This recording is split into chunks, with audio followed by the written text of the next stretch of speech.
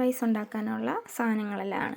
ഇവിടെ ഞാൻ കുറച്ച് ബേ ലീഫ് എടുത്തിട്ടുണ്ട്, കറുവപ്പട്ട, ഗ്രാമ്പു, ഏലക്ക, പിന്നെ ഇത് നമ്മുടെ പെരുംജീരകം, വലിയ ജീരകം, പിന്നെ കുറച്ച് ടൊമാറ്റോ നമ്മൾ അടിച്ചെടുത്തതാണ്, പിന്നെ കുറച്ച് ഒരു 2 സബോള മീഡിയം സൈസിൽ അരിഞ്ഞത്, പിന്നെ ഇത് നമ്മുടെ മിൻറ്റ് ലീഫ്, പിന്നെ കുറച്ച് വെളുത്തുള്ളി എടുത്തിട്ടുണ്ട്, പിന്നെ തക്കാളി കുറച്ചത് ചോപ്പ് ചെയ്തത്.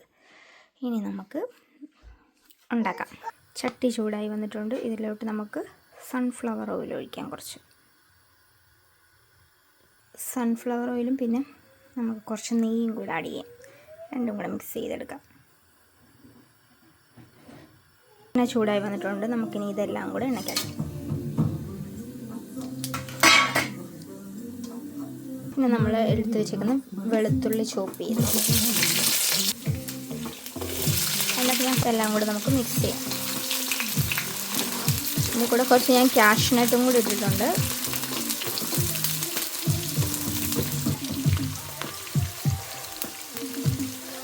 കുറച്ച് സോൾട്ട് ആഡ് ചെയ്യാം.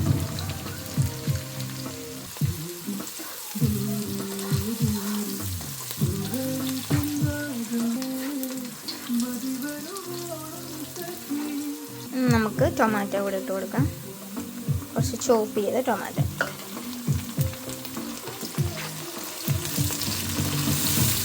മിൻറ്റിൻ്റെ ലീഫ് കൂടെ ഇട്ട് കൊടുക്കാം.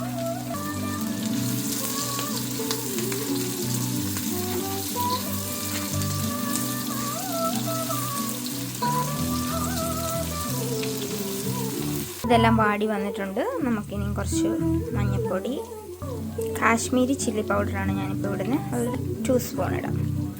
മല്ലിപ്പൊടി, ഇനി ഇതെല്ലാം കൂടെ മിക്സ് ചെയ്യാം.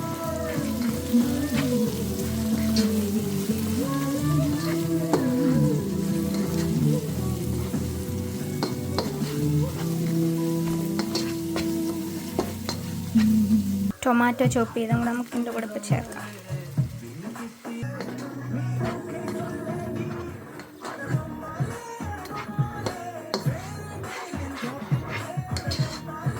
നമ്മളിനി ഉപ്പുണ്ടോ എന്ന് നോക്കാം.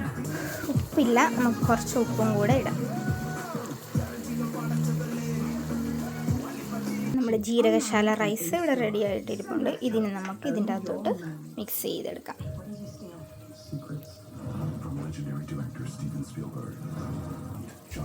കുഞ്ഞുമാർക്കേ,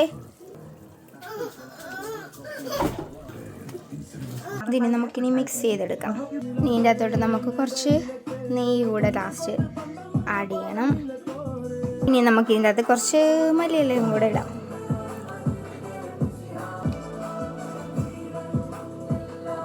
ഇനി കുറച്ച് നമുക്ക് അടച്ച് വെച്ചിട്ട് കുറച്ച് നേരം സെറ്റായിട്ട് നമുക്ക് ഞാൻ തീ ഓഫാക്കാൻ പോകണം. കുറച്ച് നേരം അടുപ്പിലിരിക്കട്ടെ.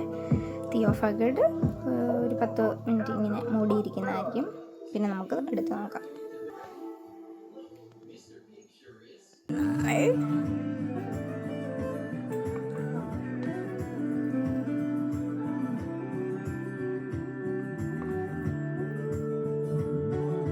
നല്ല സാലഡും, ഇതിപ്പോൾ നമുക്ക് ഒരു പപ്പടം കൂട്ടി നമുക്ക് യാഷ് ബേബിക്ക് ഫുഡ് കൊടുക്കാം.